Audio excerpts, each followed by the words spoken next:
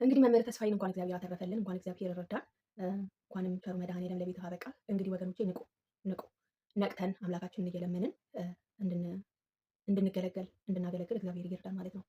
ሰው ክፉ ሆኗል። የዚህን ያህል ክፋት ጥግ እግዚኦ መሐረነ ክርስቶስ። እኔማ ምን በቃ በራሴ በህይወቴ ውስጥ ምን ያላሰብኩት ነገር አለ? ምክንያቱም መንጋ የሚያክል ምቀኛ ስለሆነ ያለው ማለት ነው። ምንም አይነት ገጠመኝም አልለቀኩላችሁም። ያው እንደምታዩት ታምሜ ስለነበረ ነው። ቅዳሜ ነዳያንን ለመርዳት የላካችሁትን ገንዘብ ለማከፋፈል አገልግሎት ላይ ነበር የዋልነው እንደምታዩት። ከዛ ስንሯሯጥ ቆይተን በጣም ብዙ ቤት ስንረዳ ቆይተን ማታ ድክምክም ብሎኝ 2 ሰዓት አካባቢ ላይ ወደ ቤቴ ልገባ ስል መብራት ጠፍቶ ስለነበር ወይ በቃ ወደ ቢሮ ልሄድና ካሜራዬን ስልኮቼንም ፓወር ባንኩንም ቻርጅ ላድርግ ብዬ ወደ ቢሮዬ ከሰላምዬ ጋር ስንገባ ደብተሮች ለካ መተው ጠብቀውን ነበረ።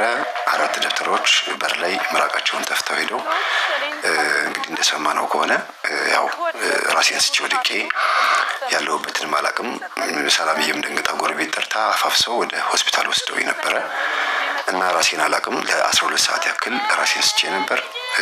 ቤተሰብም ተደናግጦ በጣም ብዙ ችግር ውስጥ ገብቼ ነበረ። ግን እግዚአብሔር ይመስገን አሁንም ቢሆን ሁሉ ነገር ተስተካክሏል። እኛ ስንጠራ ሚስቱ አጠገቡ ብትሆን ኖሮ እዚህ አንመጣም ነበር፣ ትይዘን ነበር እኮ። ታዲያ ማነው ደንግጠው ነው ቤተሰብ ያመጡት። ደንግጠው ብቻ ነው በቃ ዝም ብለው እኮ ነው። ተመቸና ለኛ ደግሞ እዚህ በዚህ በዛ ያው ነው ተቀጠቅ ነው ማጥቶ ዶክተሮቹ ማጥቶ ወደ ስቴጅ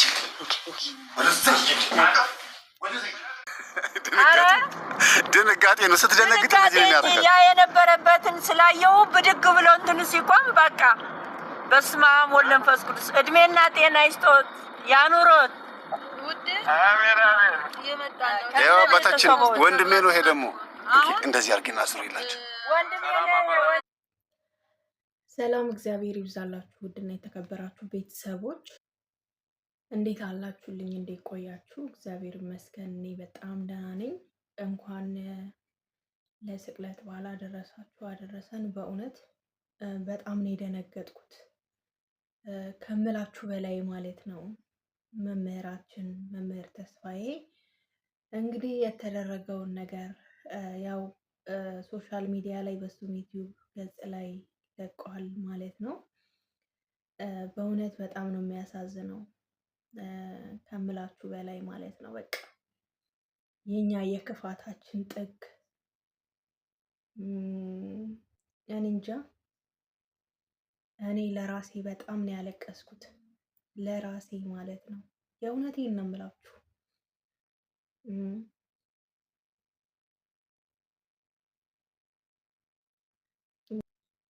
ለምንድን ነው እሱ ድምፅሽ የተቀየረው ሁሉ ብላይ ማለት ነው። እኔ ለራሱ ደንግጬ ነበረ እውነት ለመናገር ብዬ ስሰማ ደነገጥኩኝ። ግን ያንን ቪዲዮ ለምንድን ነው የለቀኩት? አልተውም ብዬ ነው። አልተውም በቃ ለምን መለቀቅ አለበት በሚል ነው እንጂ ለመልቀቅ አስቤም አልነበረም። ድምፄን በጠቅላላ ነው የቀየረው።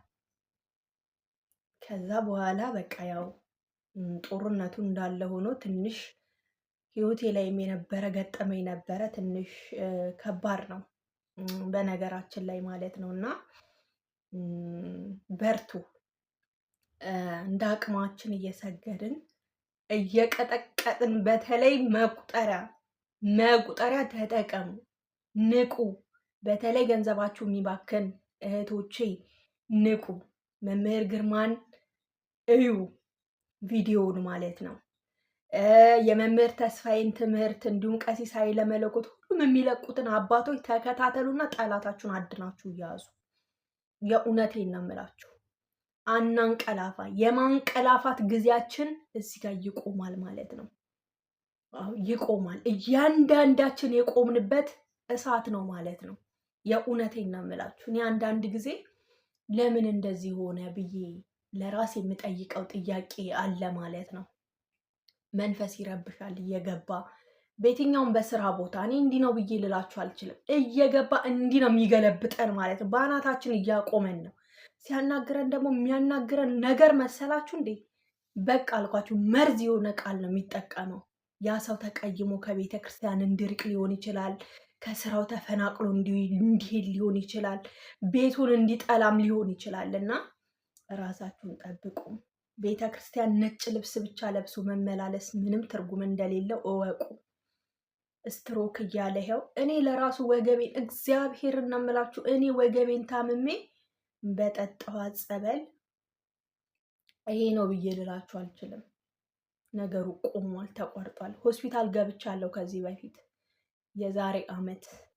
የዛሬ አመት ሆስፒታል ገብቻለሁኝ። ደግሞ ነው ያ ነገር የተላከው ማለት ነው። ችግር የለውም። እግዚአብሔር ካለ በምንም አንገታችንን አንደፋም ማለት ነው። በምንም መልሰው በአመቱ ደግሞ ተላከ ማለት ነው። ቅዱስ ሚካኤል ልቦና ይስጣችሁ። ቅዱስ ገብርኤል ልቦና ይስጣችሁ። ሌላ ምን ይባላል? ከዚህ ሌላ ምን የሚባል ነገር አለ? መልሶ ሰው በአመቱ ምን ነው? እኔ የምሰራው ከእናንተው እንደናንተው እኮ ነው። እንደናንተው ሰርቻ አዳሪ ነኝ። እንደናንተው ስትሮክ ይባላል። ወገቤን ያዘኝ። እኔ እንደውም አንድ ታምር ልንገራችሁ የተደረገልኝ አሁን በዚህ ሳምንት ውስጥ እሁድ ዕለት ሰንበት የነበርኩኝና መቆምም አልችልም። ወገቤን ይዞኛል ማለት ነው እኔ ለራሱ። ከዛ እግዚአብሔር ይችላል፣ እኔ አልችልም ብዬ ነበረ። ለካ እግዚአብሔር እውነቴን ነው የምላችሁ። አዎ እኔ እንኳን በአቅሜ የሚወረወርብኝ ነገር አለ። ገብርኤልን ነው የምላችሁ። በቃ እኔ ከዛ ማጎንበስ አልችልም፣ ቀና ማለት አልችልም። አንድ እህቴ ናትና እምነት በጸበል እናንተ ታውቃላችሁ፣ በሶ ተበጥብጦ የሚሰጥ በሶ ማለት ነው። ልክ በሶ በሉት በቃ በጥብጣ ስትሰጠን በቃ በጣም ነበረ ጠጣሁት፣ ያንን እምነት ማለት ነው። ግጥም አድርጌ ጠጣሁት። ከዛ ጠዋት ለማጎንበስ ፈራው፣ ቀና ለማለት ፈራው። ቆሜ ሲሄድ እኔ ለራሱ ደነገጥኩኝ ማለት ነው። አያችኋ፣ እኔ እግዚአብሔርን ነው የምላችሁ። ሰው እኔ እውነቱን ነው የምናግረው። በስራችሁ ይቀናል፣ በደሞዛችሁ ይቀናል። የእውነቴን ነው የምላችሁ። በንግግራችሁ የሚቀና በውስጡ ሰው ያ ሰው እኮ አይደለም፣ በውስጣችን ያደረና የተደበቀ መንፈስ ቅናት። ለምንድን ነው በአለዕድሜያችን የምንሞተው? ውስጣችን የተወሰወሰ የተሳሰረ ነገር ስላለብን ነው። እኔ ምን ገጠመኝ መሰላችሁ? የመድኃኔዓለም ዕለት እንደውም ቪዲዮዬን አይታችሁ ከሆነ የመድኃኔዓለም አሁን የአመቱ መድኃኔዓለም ያለፈው ማለት ነው ኃይለኛ ጦርነት ላይ ነበርኩኝ። እንዲሁም በዚሁ አጋጣሚ ያው የመምህርን ስለጀመርኩ ልንገራችሁ ብዬ ነው። ኃይለኛ ጦርነት በቃ ምን ብዬ ልንገራችሁ? ያለሁት ብቻዬን ነኝ። ስለ መንፈስ አውቃለሁ። ማንም አጠገቤ የለም። እኔ ግን ጦርነት ውስጥ ገብቻለሁ። ዝክር ዘከርኩ። ዝክር እንዳልዘክር ከልክሎኛል። ዘከርኩ። እንዴት ለካ ተናዷል ውስጥ ገብርኤልን ነው የምላችሁ። ይኸው እኔ እመቤቴ ፊት ለፊት ሆኜ ነው የማወራችሁ። ለካ ተናዷል። እንዴት አድርጌ እንዳቦካሁት ለራሱ አላቅም። ከዛ አኩቼ ጨርሼ ምናምን ያው ቪዲዮ እየቀረጽኩ ስለነበረ በቃ በጣም ተናዷል፣ እንዳልዘክር ማለት ነው። ከዛ አይታችሁ ከሆነ ቪዲዮ ላይ ድምፄን ቀይሮታል። የእውነት ልብ ብላችሁ ተከታትላችሁ ከሆነ እንደውም ኮመንት አንብቤ ያለውኝ ማን ነበረች የጻፈችው?